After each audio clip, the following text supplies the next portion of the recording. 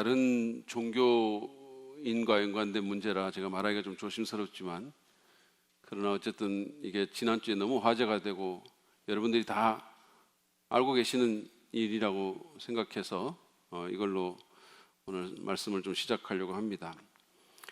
지난주에 우리는 그 베스트셀러 작가이고 연예인급 인기를 누리는 한 유명한 스님이 말로는 무소유를 외치면서 실제로는 엄청난 재산을 보유하고 있다는 그런 논란에 휩싸였다라는 기사를 봤습니다. 이 사람은 사찰이 아니라 아마 자기 개인 집에서 사는 것 같은데 한 TV 프로그램에서 그 집을 공개했다가 그게 논란에 휩싸인 겁니다.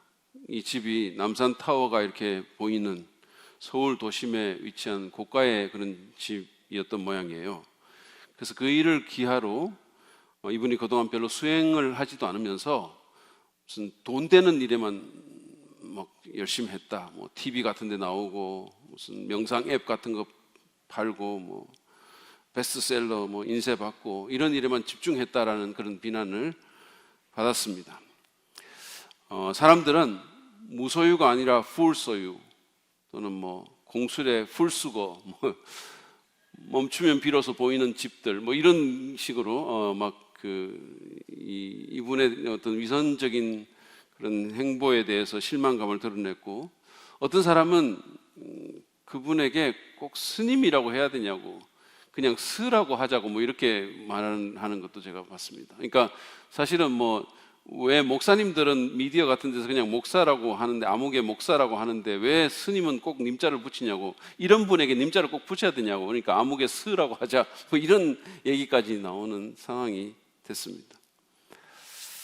아무튼 그런 상황 가운데 또 그의 선배 스님 한 분이 이 사람을 또 맹비난하면서 참선의 경험이 전혀 없는 그런 사람이고 부처님의 가르침을 팔아먹는 기생충이라고 또 엄청나게 또 막말을 하는 그런 일들도 벌어졌습니다. 그래서 이런 논란을 참 씁쓸한 마음으로 제가 보면서 물질의 위력이 얼마나 컸으면 정말 이 세상을 등지고 출가한 스님도 무소유를 주장하는 그런 수행자조차도 거기로부터 자유롭지 못하구나, 이 물질주의로부터 자유롭지 못하구나라는 생각을 했습니다. 사실은 스님만이 아니라 목사들도 그렇고 그렇잖아요. 다 교회 장로님들도 그렇고 참 이게 너무 위력이 크다라는 생각을 했습니다. 우리가 사는 이 세상은 정말 이 물질의 위력이 너무나 큰 물질주의의 세상입니다. 심리학자인 리친스와 다우슨에 따르면 물질주의를 이렇게 정의를 하는데, 물질주의는 물질적 소유를 생활의 중심으로 여기고 소유의 추구가 삶의 만족의 주요 근원이며 소유를 성공의 표식으로 삼는 가치체계를 뜻한다 그랬습니다. 잘 보세요. 물질적인 소유가 생활의 중심이 되고 소유의 추구가 삶의 만족의 주요 근원이 되고 소유를 성공의 표식으로 삼는, 이게 물질주의라는 거예요. 그러니까 이 기준에 의하면, 이 정의에 의하면 우리 스스로를 우리가 물질주의자인지 아닌지를 잘 평가할 수 있을 것 같아요. 얼마나 우리가 이렇게 삽니까? 정말로 많이 소유했으면 성공했다고 말하고 소유의 추구, 소유 때문에 만족해하고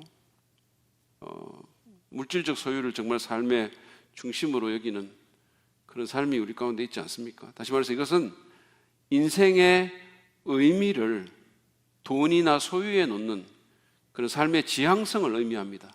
지금 반드시 내가 물질이 많고 적고 이걸 떠나서 이 물질주의라는 것은 한 사람의 가치 체계와 상관이 있습니다.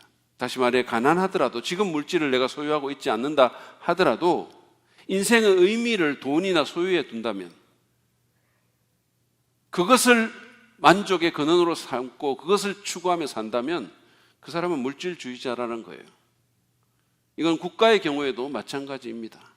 제가 언젠가 어디 세미나 강의에서 들은 것 같은데, 서울대학교 교수님이 강의를 했는데, 그때 우리 대한민국은 미국이나 유럽의 다른 부유한 국가들보다 물질주의 지수가 훨씬 더 높다라는 거예요.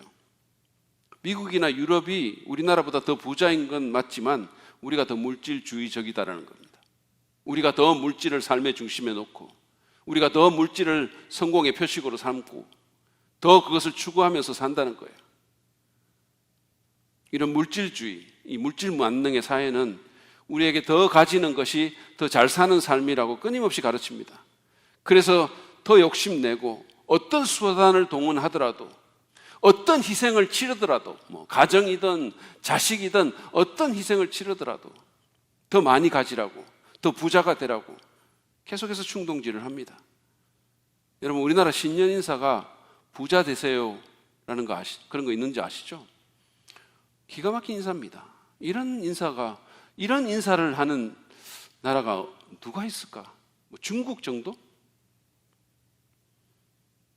여러분, 이런 세상에서 우리는 어떻게 살아야 될까요? 예수님은 우리가 어떻게 살기를 원하십니까? 우리가 유념해야 될 예수님의 뉴노멀은 무엇입니까? 오늘 저희는 예수님의 뉴노멀 두 번째 시간에 누가복음 12장 13절부터 21절의 말씀을 가지고 이 주제에 대해서 한번 생각해 보기를 원합니다. 물질 만능주의 세상에서 우리는 어떻게 살아야 될지.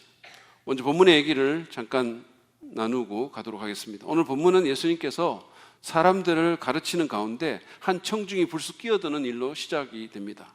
이를테면 예수님께서 요즘 용어로 한번 설교를 하고 계시는데 그냥 누군가가 확 끼어드는 거죠. 13절입니다. 무리 가운데 어떤 사람이 예수께 말하였다. 선생님, 내 형제에게 명해서 유산을 나와 나누라고 해 주십시오. 이게 얼마나 무례한 짓입니까? 이게 얼마나 생뚱맞은 얘기입니까? 그 앞에 문맥을 이렇게 보면 예수님께서는 지금 그리스도 앞에서 말하자면 그 그리스도를 시인하는 사람들 앞에서 그리스도를 시인하는 그런 문제에 대해서 말씀을 하고 계셨거든요. 이를테면 상당히 무거운 어떤 신학적 주제를 갖고 강론을 하고 계시는데, 설교를 하시는데 갑자기 한 남자가 수많은 사람들 앞에서 자기 형제와의 유산 분쟁 얘기를 꺼내면서 예수님을 거기 끌어들인 거예요. 이 상황에 대해서 좀 이렇게 구체적으로 감을 좀 잡기 위해서 제가 우리에게 친숙한 비유를 하나 하겠습니다. 요즘 저희 금요일 FBI 플러스 모임에 오시면 종교개혁의 역사 그 공부가 끝난 후에 1층 카페에서 사람들이 오신 분들이 뭔가를 이렇게 챙겨가지고 가십니다. 이를테면 제가 신학교에서 가져온 유통기한 간당간당한 무슨 편의점 도시락이라든지 삼각김밥 같은 거 이렇게 하나씩 들고 가세요. 지난 금요일에는 우리 안동숙 집사님이 직접 재배한 이 파도 나눠 가셨어요. 파다발, 지금 꽃다발이 아니고 파다발을 갖고 있는데 얼마나 행복한 표정들입니까? 여러분, 금요일에 오시면 이렇게 좋은 일들이 생깁니다. 괜히 그게 이름이 FBI 플러스겠어요? 생활의 플러스가 되는 거예요. 오시기를 바랍니다. 어쨌든 간에. 근데 그날 우리 누군가가 우리 윤석호 목사님께서 그 편의점 도시락 4개를 챙겨가는 것을 보았다고 합시다. 실제로는 안 그랬지만 그랬다고 합시다. 자기 식구 수대로 4개를 챙겨갔어요. 자기는 늦게 와가지고 없는 거예요. 너무 속이 상한 거죠. 아니, 어떻게 교육자가 저럴 수가 있어? 너무 속이 상한 거죠. 그래서 이틀을, 금요일 밤, 토요일 밤 이틀을 그 도시락 때문에 잠도 잘 못 자고 그냥 막 너무 속이 상해가지고 그래 왔어요. 그래서 막 설교를 듣는데 도시락 생각이 떠나질 않는 겁니다. 그래서 주일날 제가 설교하고 있는데 갑자기 앞에서 손을 번쩍 들고 말을 하는 거예요. 큰 소리로. 목사님, 윤 목사님에게 말해가지고 금요일날 가져간 그 도시락 중에 하나를 저한테 주라고 하세요. 이게 말이 됩니까? 이런 일이 가능하겠습니까? 누구도 이렇게 하지 않죠. 근데 본문에 나오는 이 남자는 그런 짓을 한 것입니다. 그가 이렇게 몰상식하고 무례한 짓을 한 것은 이 유산 문제에 완전히 마음을 빼앗기기 때문이에요. 그게 이 사람 속을 가득 채우고 있는 겁니다. 어떻게든 좀 더 받아내야 되는데 어떻게 하면 그걸 더 받아내야 할지 예수님이라도 이용하고 싶은 거예요. 다른 건 아무것도 생각이 안 나는 거죠. 그렇지 않았다면 그가 이렇게 할 리가 없었겠죠. 마음을 완전히 빼앗기기 때문에. 그래서 엉뚱하게 끼어들어서 예수님과 모든 다른 사람들을 방해했을 뿐만 아니라 감히 예수님에게 어떻게 하라고 지침까지 내리고 있는 겁니다.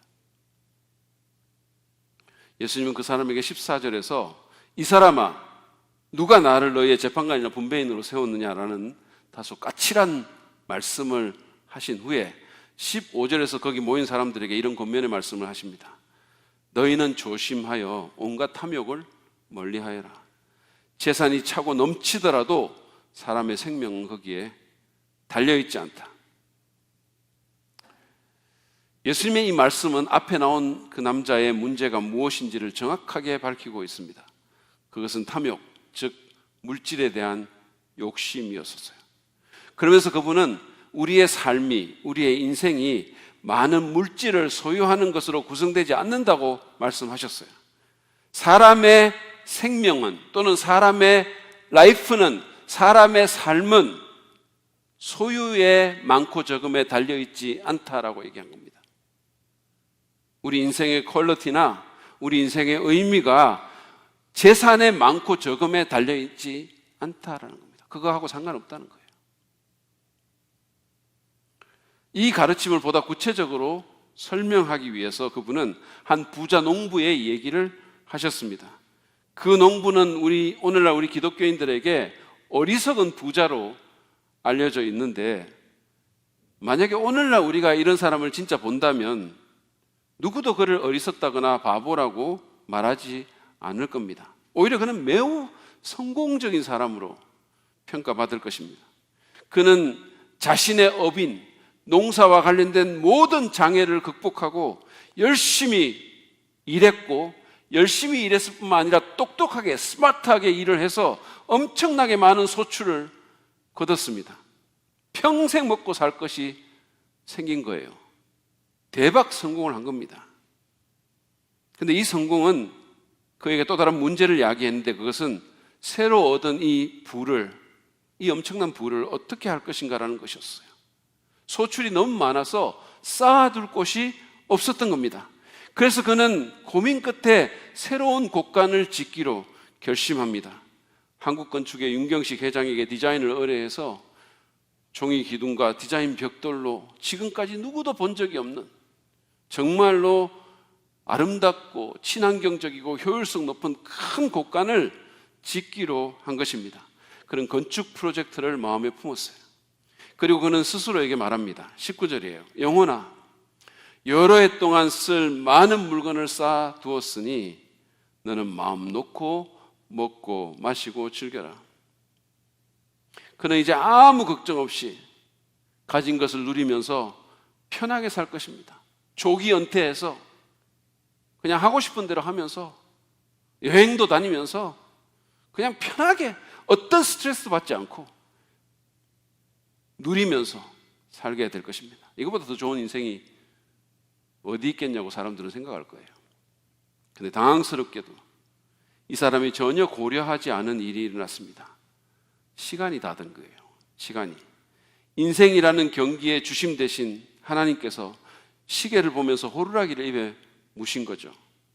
이 사람이 멋진 은퇴 계획을 막 세우고 있는 그 순간에 위에서부터 너무나도 낯선 소리가 들렸습니다. 20절이에요.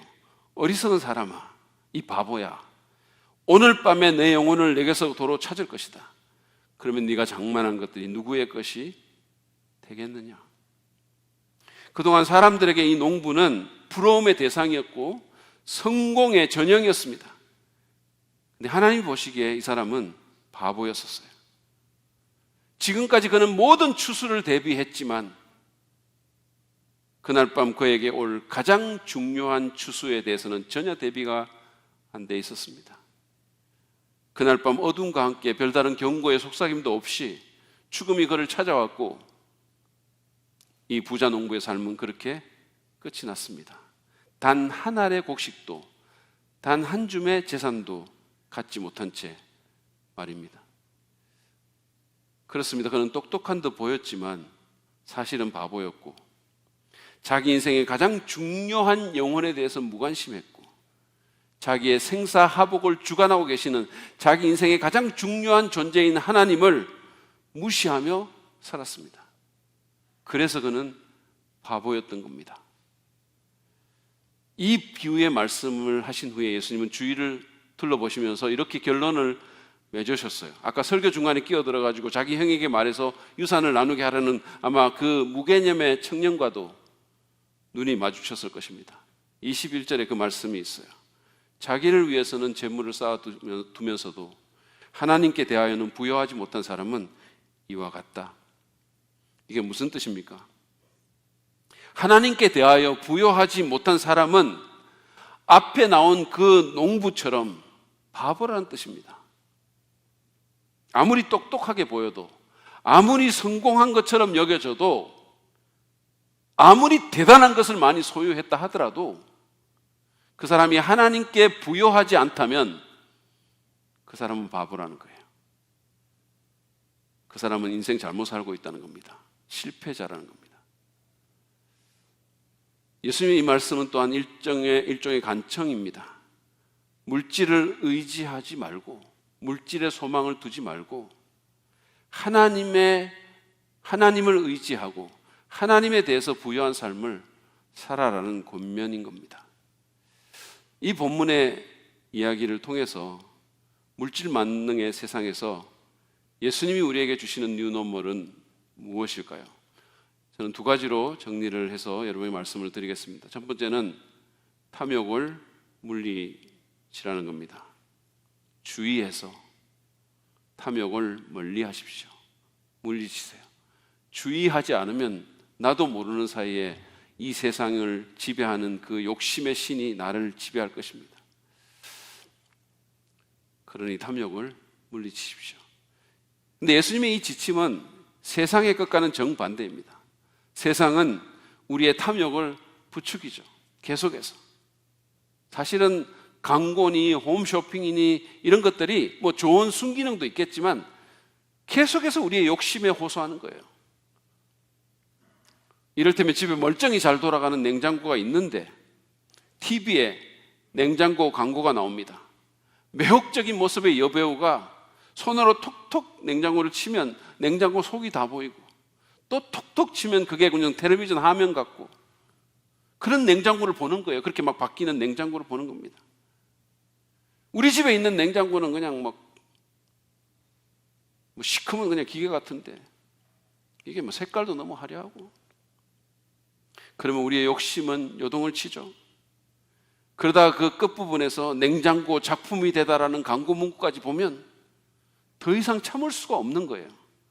그래, 냉장고는 작품이어야 돼. 그냥 저런 기계 같은 냉장고는 내 수준에 전혀 맞지가 않아. 작품이 된 저 냉장고가 없으면 나는 행복할 수가 없어. 지름신이 강림하죠. 그리고 우리는 전화기를 듭니다. 이처럼 세상의 모든 것들이 우리의 탐욕을 부추기는 이유는 탐욕이 물질주의를 떠받치는 기둥이기 때문이에요. 만약 탐욕이 없다면 물질주의는 유지될 수 없겠죠. 그래서 물질주의의 세상은 끊임없이 우리의 탐욕을 부추기는 겁니다. 수많은 돈을 들여서 더 가져야 행복해진다고, 더 큰 집에 살고, 더 좋은 차를 타야, 더 명품 옷을 입어야 더 잘 사는 삶이라고 끊임없이 선동을 합니다. 그러나 예수님은, 진짜 잘 사는 삶이 뭔지를 제대로 아시는 예수님은 우리에게 온갖 탐욕을 멀리하라고 권면하십니다. 그 이유는 우리의 삶이 소유의 많고 적음에 달려있지 않기 때문이라는 거예요. 풍성한 소유가 반드시 풍성한 삶을 약속하지 않습니다. 세상은 그렇게 우리를 유혹하지만 그렇지 않다는 거예요. 심지어 풍성한 소유가 반드시 행복한 삶으로 이어지지도 않습니다. 지금부터 한 10년 전쯤에 서울시에서 서울시민 행복도 조사라는 그런 조사를 한 적이 있습니다. 거기서 가정별로 소득과 행복도의 상관관계를 이렇게 조사를 했는데, 소득이 증가할수록 행복도도 일정 부분 증가를 했는데, 그 가정에서 월 400만 원 수입이 넘어가면서부터는 상관이 없었던 거예요. 오히려 소득이 늘어도 행복도 낮아지는 그런 경향도 나타납니다. 인간다운 삶을 위해서 일정 부분 소득이 필요하지만 그것을 넘어서면 그 많은 물질과 소득이 행복에 기여하지 않는다라는 거예요. 오히려 그것을 유지하기 위해서, 더 많은 소득을 얻기 위해서 너무 스트레스를 받고 그게 내게 짐이 돼서 오히려 불행해진다는 거예요. 여러분, 탐욕은 위험합니다. 그것은 우리를 하나님에게서 멀어지게 할 것입니다. 바울은 탐욕이 우상숭배라고 했어요. 그 말은 탐욕에 휘둘리면서 동시에 하나님을 섬기지 못한다는 말입니다. 내 안에 욕심이 있는데 하나님에 대한 사랑이 동시에 있을 수는 없다는 거예요. 물질에 대한 욕심이 나를 지배하면서 동시에 하나님을 사랑하는 법은 없다는 거죠. 그러니까 탐욕이 우상숭배라는 겁니다. 다른 것을 사랑한다는 거예요. 예수님은 사람이 돈과 하나님을 겸하여 섬기지 못한다라고 분명히 말씀하셨습니다. 우리는 그럴 수 있을 것 같은데, 돈도 좀 좋아하고 하나님도 좀 좋아할 수 있을 것 같은데, 예수님은 그게 그렇게 될 수가 없다고, 결국은 하나를 선택해야 될 거라고 얘기하십니다. 그 말은 돈이 필요 없다는 얘기가 아닙니다. 그 말은 예수님이 우리한테 돈을 안 주신다는 말도 아닙니다. 그 말은 우리의 마음의 주가 누가 돼야 되는지를 말씀하시는 거예요. 우리 인생의 지향점이 어디에 있어야 할지를 말해주는 겁니다. 탐욕은 결국 우리를 비참하게 만들 겁니다. 바울은 디모데전서 6장 9절 10절에서 탐욕의 해악을 이렇게 묘사했습니다. 잘 보세요, 이 구절을. 부자가 되기를 원하는 사람은 부자가 되기를 원하는 사람입니다. 유혹과 올무와 여러 가지 어리석고도 해로운 욕심에 떨어집니다. 이런 것들은 사람을 파멸과 멸망에 빠뜨립니다. 돈을 사랑하는 것이, 돈 자체가 아니라 돈을 사랑하는 것이 모든 악의 뿌리입니다. 돈을 줬다가 믿음에서 떠나 헤매기도 하고 많은 고통을 겪기도 한 사람이 들어 있습니다. 부자가 아니라 부자가 되기를 원하는 사람, 다시 말해서 인생의 목표가 부자 되는 데 있는 사람이 이런 어려움에 빠져든다는 거예요. 그냥 돈을 쓰고 돈을 버는 것이 아니라 돈을 사랑하고 돈을 쫓는 사람이 그렇게 된다는 뜻입니다. 사실 돈은 선도 악도 아니죠. 그리고 돈은 우리 삶에 필요한 것이고 우리에게 많은 좋은 것을 주기도 합니다. 그리고 돈으로 좋은 일들 많이 할 수 있어요. 성경에 보면 정말 하나님께 쓰임받은 많은 좋은 부자들도 있어요. 문제는 돈이 우리 삶의 목적이 되고 사랑의 대상이 되는 데 있는 겁니다. 어느 순간에 하나님보다 내게 더 중요해진다는 데 있는 거예요. 실질적으로. 그러면 우리는 탐욕에 휘둘리는 삶을 살 수밖에 없습니다. 임금님이 어느 농부에게 네가 하루 종일 걸어가지고 돌아온 땅을 너한테 다 주겠다고 약속을 했어요. 그래서 이 약속을 들은 농부는 새벽 일찍 일어나서 자기의 땅을 넓게 얻기 위해서 열심히 걷기 시작합니다. 때로는 뛰기도 했어요. 아침 먹을 생각도 안 하고 그냥 점심까지 걸으면서 한 발짝만 더 걸으면 내 땅이 되는데, 내 땅이 더 넓어지는데, 그런 생각을 하면서 쉬지도 않고 피곤을 무릅쓰고 있는 힘을 다해서 열심히 부지런히 걸었습니다. 해가 서산에 이렇게 넘어가는 것을 바라보면서 한 발자국이라도 더 걸으려는 그런 마음에서 입에서 단 김이 올라오고 앞이 가물가물 현기증이 나는 것을 느끼면서도 정신을 차리려고 애를 쓰면서 걸었어요. 다른 어떤 것도 생각하지 않고 오직 그것만을 위해서. 태양이 서산에 이렇게 넘어가는 순간에 임금님 앞에 다다르기 위해서 이제 사력을 다해 걸었습니다. 이 농부는 거의 뛰다시피 입에 거품을 물고 달려와서 임금님이 있는 곳에 다다랐어요. 얼마나 많은 땅을 걸었는지 모릅니다. 얼마나 많은 땅이 확보됐는지 몰라요. 그런데 이 농부는 임금님 앞에 이러자 너무 지쳐서 쓰러지고 말았어요. 그래서 이렇게 봤더니 이미 싸늘한 시체로 변해 있었습니다. 이 얘기는 탐욕의 위험성을 너무 잘 묘사해 줍니다. 근데 문제는 이게 그냥 옛날 얘기가 아니라는 겁니다. 오늘날도 이런 식으로 살다가 무너지는 인생이 너무 많다는 거죠. 죽을 판 살 판 정신없이 다른 거 생각 안 하고 어떻게든 하나라도 더 모으려고, 조금이라도 더 넓은 집에 살려고 그냥 희생하면서 자식도 희생하고 가족관계도 희생하고 내 내면 삶도 희생하고 그냥 사는 거예요. 그러다가 무너지는 거죠. 어느 순간에 부모 자식 관계가 무너지고 부부 관계가 무너지고 내 내면의 정신세계가 무너지고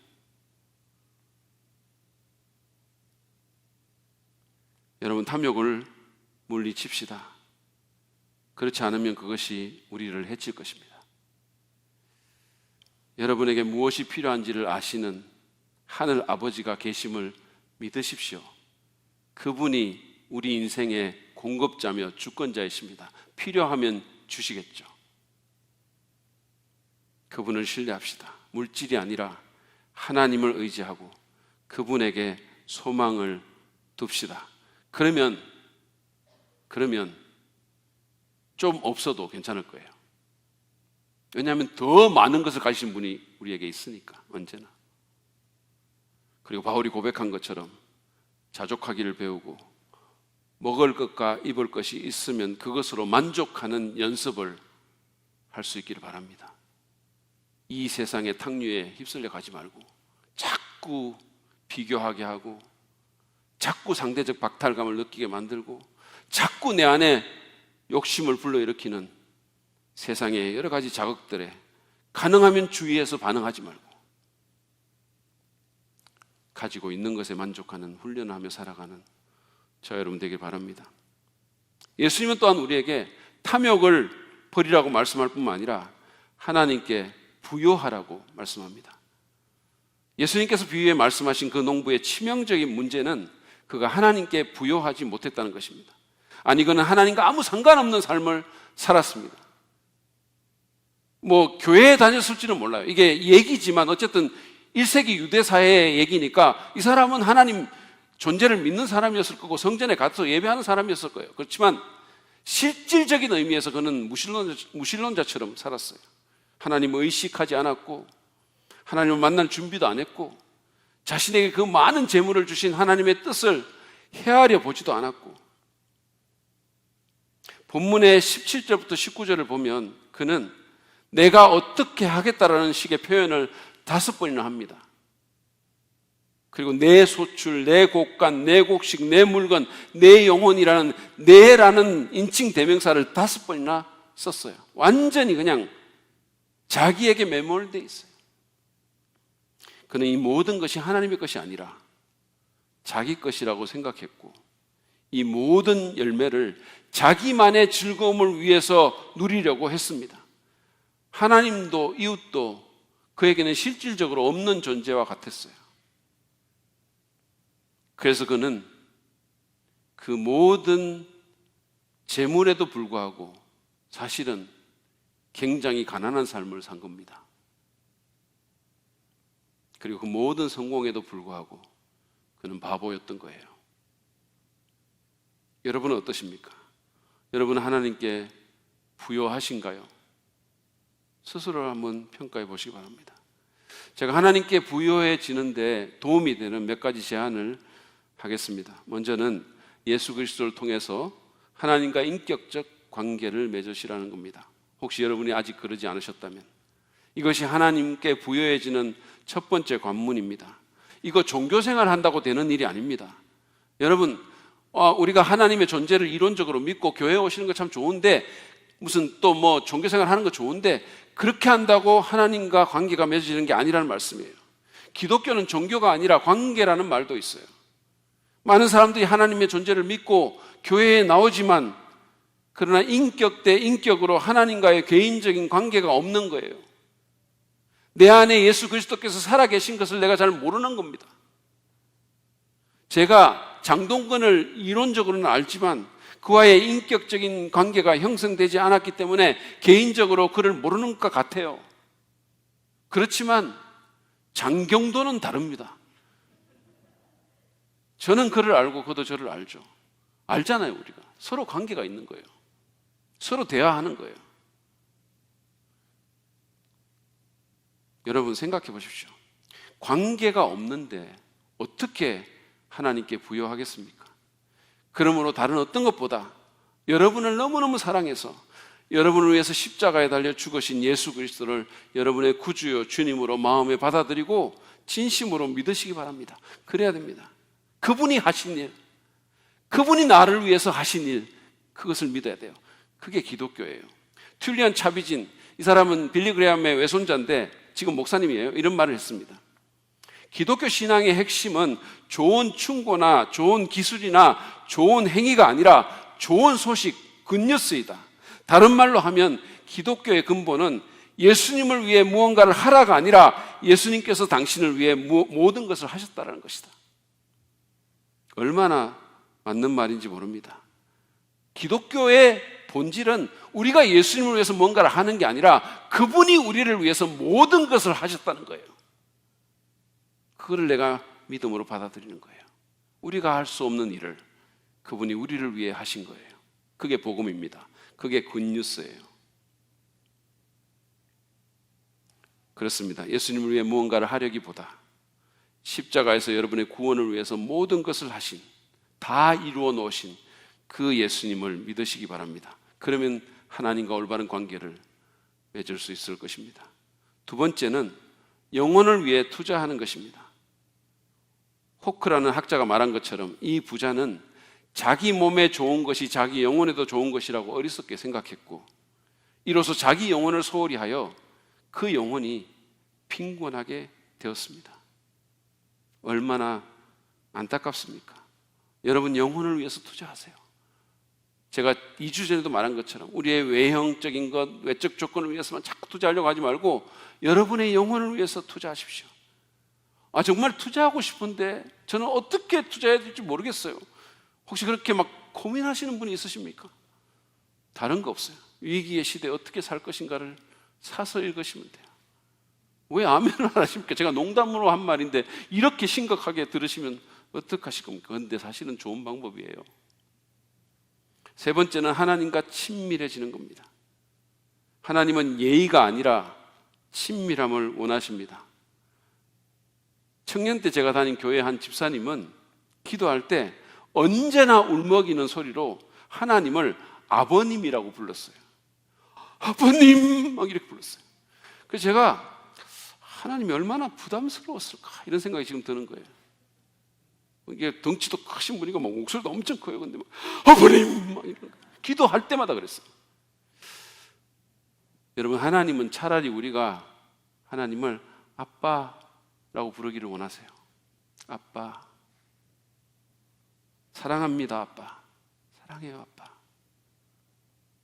하나님과 시간을 보냄으로써, 하나님께 솔직해짐으로써 하나님과 친밀해지시기를 바랍니다. 네 번째는 염려하지 말고 하나님 나라를 구하는 일에 먼저 헌신해야 합니다. 이것이 하나님께 부요해지는 거예요. 오늘 본문 바로 다음에 나오는 22절부터 34절의 내용이 바로 그 내용인데요.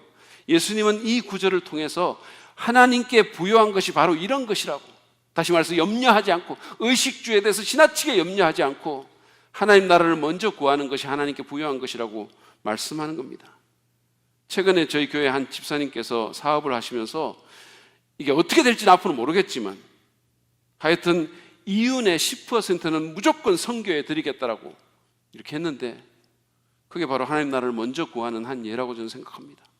어떻게 될지 모르겠지만 먼저 나는 이렇게 하겠다고, 하나님을 위해서 드리겠다고. 다섯 번째는 어려운 이웃들을 돌아보는 것입니다. 잠언 19장 17절은 가난한 사람에게 은혜를 베푸는 것은 주님께 구워드리는 것이라고 했습니다. 여러분, 주님께 구워드리는 것보다 더 남는 장사가 어디 있겠어요? 그분처럼 부유한 분이 어디 있습니까? 그분처럼 관대한 분이 어디 있겠어요? 근데 그분한테 구워드리는 거예요. 어떤 적금이나 어떤 보험 상품보다 낫습니다.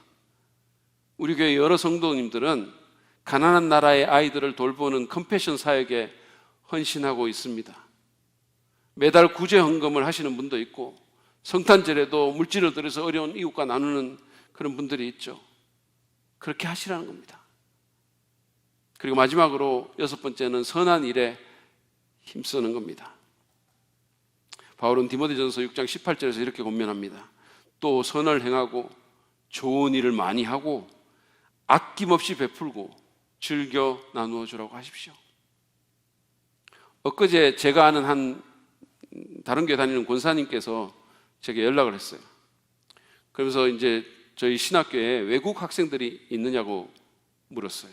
그래서 제가 2명이 있다라고 했더니 자기가 이사를 가면서 이렇게 돌이켜 보니까 주님 주신 그 은혜가 너무 감사해서 그냥 그대로 있을 수가 없어서 그들한테 좀 헌금하고 싶은데 좀 전해주실 수 있냐고 저한테.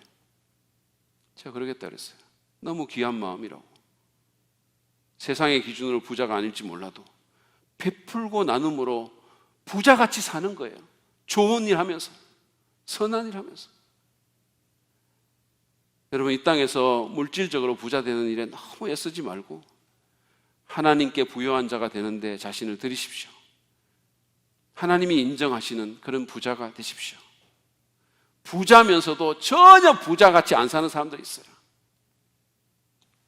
너무너무 인색하고 5,000명 먹을 거 자기 혼자 깔고 앉아 사는 사람도 있고, 그런가 하면 어떤 사람은 5,000명을 먹이는 사람도 있어요. 하나님이 인정하시는 부자가 되십시오. 안수연이라는 이름의 크리스천 의사가 있었죠.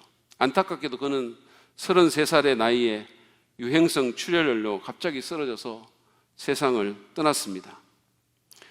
영락교회 성도여서 아마 장례식을 거기서 한 모양인데 조문객이 무려 4,000명이나 왔다고 해요. 그러니까 한경직 목사님 다음으로 많은 숫자였던 거죠. 수많은 사람들이 왔어요. 어떻게 한 청년의 죽음에 그토록 많은 조문객이 몰려왔을까요?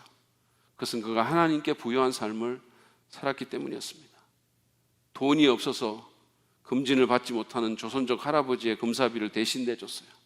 손에는 늘 책과 찬양 테이프를 들고 다니면서 교회 후배, 동료 환자들, 의사들, 환자 가족들까지 가리지 않고 그들에게 필요하다 싶으면 책과 찬양 테이프를 선물했어요.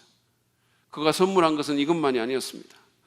밤이면 병원을 돌면서 맡은 환자들을 붙잡고 조용히 기도해주고, 소망이 없다고 생각해서 시리에 빠진 암 환자들을 찾아가서 말동무가 되어주고 복음을 전했습니다. 병원 앞에서 구두 닦는 아저씨는 이 청년의 장례식에 와서 자기를 인격적으로 대해주는 사람은 이 사람밖에 없었다. 자기를 존중하는 사람은 이 사람밖에 없었다. 그렇게 말했어요. 매점 아주머니, 또 침상을 정리하거나 청소하는 그런 아주머니들도 비슷한 이유로 이 젊은 의사의 죽음을 너무도 슬퍼했습니다. 그 장례식장에 온 한 간호사는 이 안수연 씨가 믿었던 하나님을 자기도 믿겠다라고 그렇게 말했어요. 죽음을 통해서도 전도를 한 것입니다.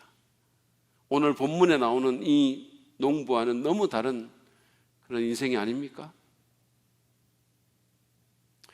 그 사람은 너무 많은 걸 갖고 있었는데 그 삶이 얼마나 빈핍했습니까, 사실은. 여러분, 우리는 모두 단 한 번 이 땅에서의 삶을 살고 언젠가는 하나님 앞에 갑니다.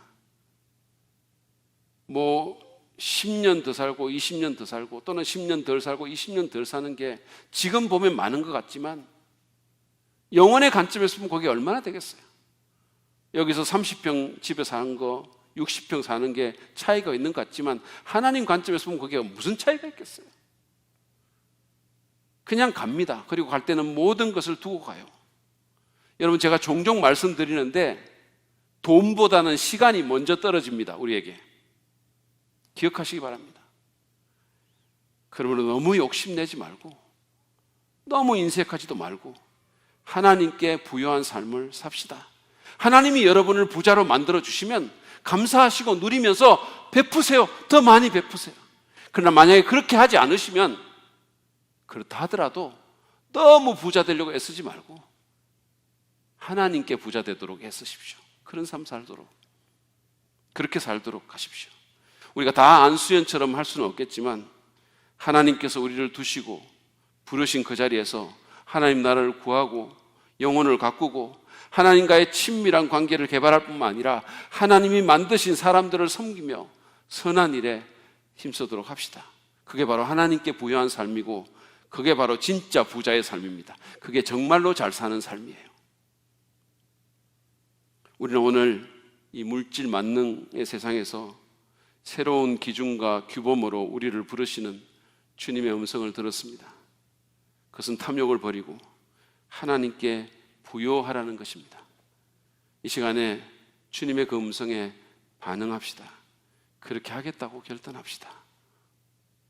한 번밖에 없는 인생, 헛되고 지나갈 이 세상에서 부여해지려고 애를 쓰는 것이 아니라 영원하시고 모든 것을 주관하시고 우리의 참된 인생의 성공을 아시는 그 하나님께 부여한 내가 되고 싶다고 그렇게 고백합시다. 그 하나님께 내가 주인 삼은 모든 것, 내가 사랑했던 모든 것 다 내려놓고 만족의 근원 되시는, 우리의 공급자 되시는, 우리의 영원한 사랑 되시는 주님만을 사랑하며 살겠다고, 그분의 뜻을 행하고 진짜 부자로 살겠다고 그렇게 결단하고 기도하며 나아갑시다. 이 시간 그렇게 주님 앞에 나아가는 저와 여러분 되시길 바랍니다.